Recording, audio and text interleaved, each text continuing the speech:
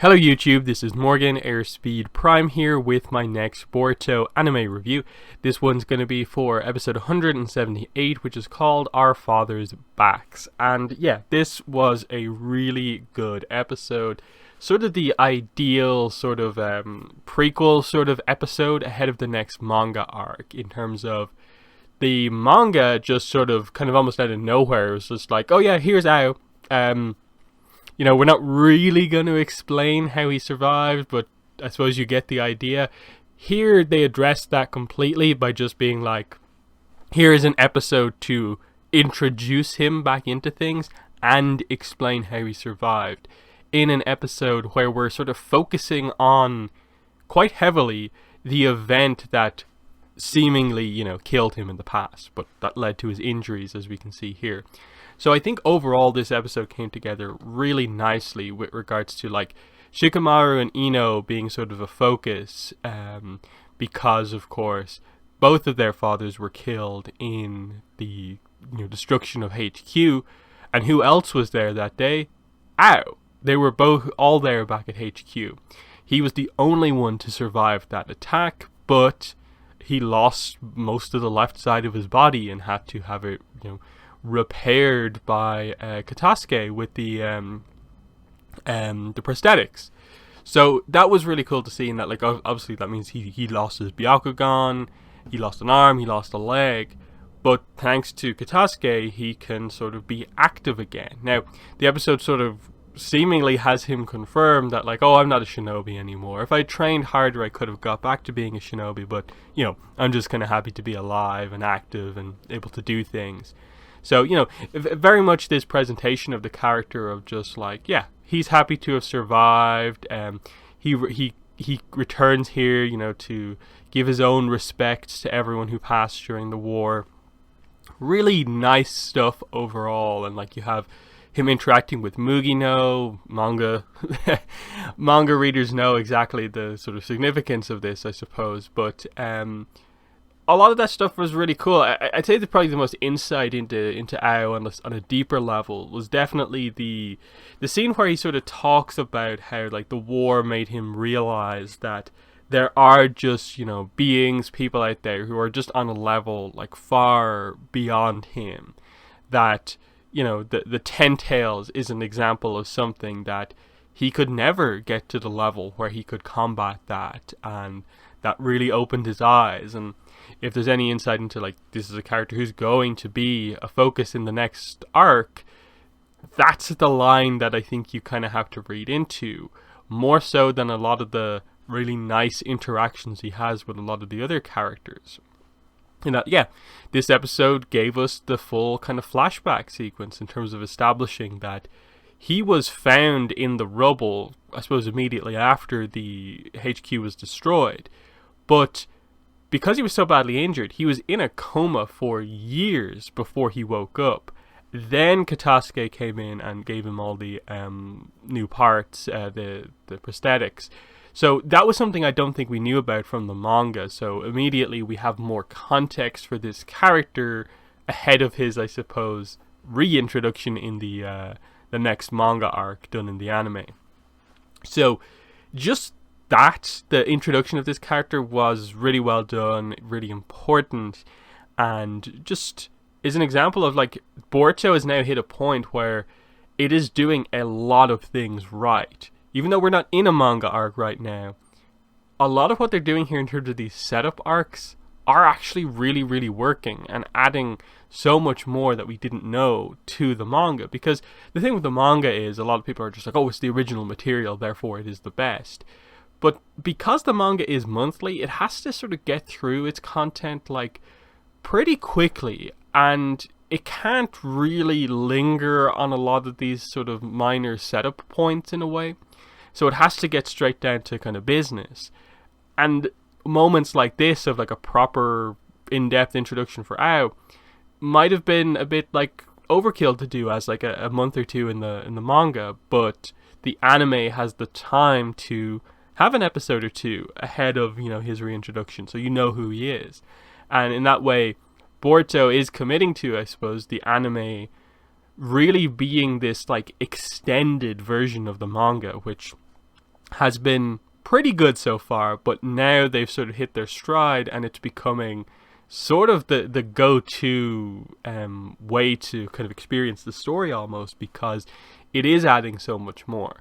Again, there are moments where the anime, of course, has episodes where it's like, yeah, you don't really need to watch this one, but it's a lot better here than, say, Shippuden with all of the filler arcs, and how a lot of Shippuden episodes use flashback. Like, this is an example of an episode that uses flashback really well, because yes, they showed some of the scenes that we had seen before, but because it's in a way almost been so long since we've seen a Shippuden era flashback, it was actually almost a surprise to see it here. See Shikaku and Inuichi and their final words to Shikamaru and Ino, as well as just the entire ally shinobi force, the plan given out right at the end, and that being a center point of the episode, combined with this is what gave Ao his injuries. It made sense to cover that, and then to add new scenes on top of that, because all of a sudden we thought everyone was dead. There's no way to cover scenes that happened at that point. Now suddenly we have a character where we can get those extra scenes and cover what ends up being, I suppose, the key emotional dynamic of this episode, which is obviously Ino and Shikamaru are here to pay respects to everyone, including their fathers, but they also wonder, like, they gave them this plan as like their last words to them, but was this just a desperate plan that they thought this is the best we can come up with, but it may or may not work? Or did they have complete confidence in this plan, complete confidence in them that they'd accomplish it? And there's always that doubt of just like last act, like how much is behind it.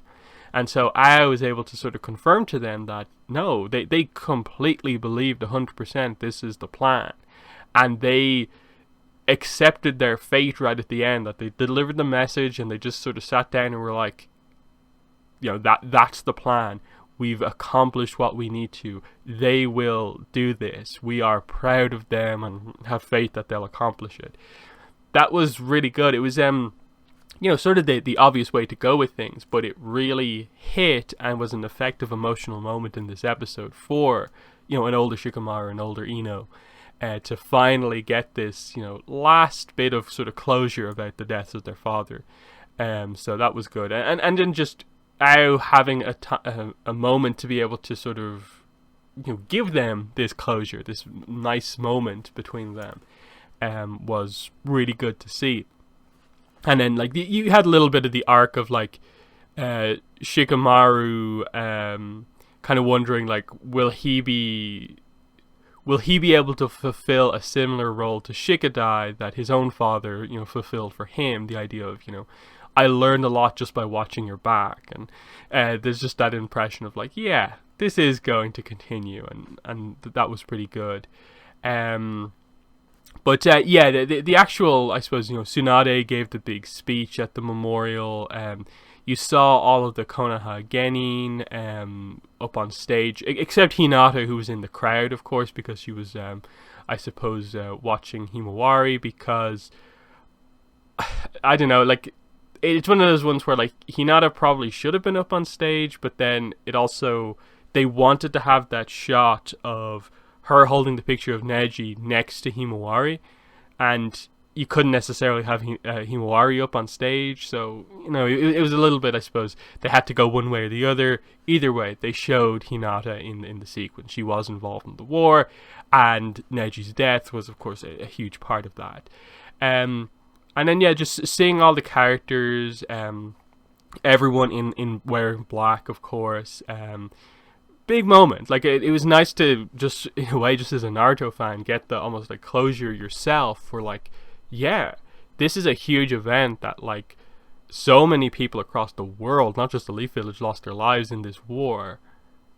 Yeah, of course this is going to be this event that they remember sort of like every single time. And this was that kind of coming up again. So yeah, I thought like really, really effective episode overall, and I think when we finally get into the actual sort of manga content, the context and information we have from this episode is going to be add a lot to what happens. So that's probably the main thing to say here. I think that covers, most of what I wanted to say about the episode itself. I suppose we need to talk about the preview a little bit, because we get our first looks, in the body of an episode at some of the key Kara members here in Jigen, Amado, and Delta. Now, obviously, there's been a little bit of kind of controversy about they look good, but not amazing. I think the situation here is that this is just, I suppose, an unfortunate timing situation where we're sort of seeing them in action in an episode first, in an episode that's being done by one of the sort of outsourced studios rather than the main studio, Studio Pierrot. So that's just one of those things. I think it still looks fine, and maybe it's just the preview shots that they gave are kind of look a little bit sort of odd. But then there's also it was never going to be 100% accurate to the manga, because the manga does have a slightly different style, because the artist that we have there is not Kishimoto and so on. So we'll have to wait and see. I think we pretty much know that okay, once they get properly introduced in their own super well done budget animation episodes, we'll see a better sense of their style. But next episode, all about Victor's scheming. Again, it seems like this is going to be another kind of prequel episode ahead of the next manga arc, adding extra context to what's going on. And yeah, the whole Kara is being fully introduced at this point, and this is, I think, all going to work really well. So I suppose we're getting to the AO arc starting properly within the next 3-4 episodes, I guess. They can't, I suppose, linger on things too much from here, but I'm excited to get into it for sure. So they're my thoughts on the episode. In the comments, let me know what your thoughts were, but that's been the video. Thanks for watching, and bye.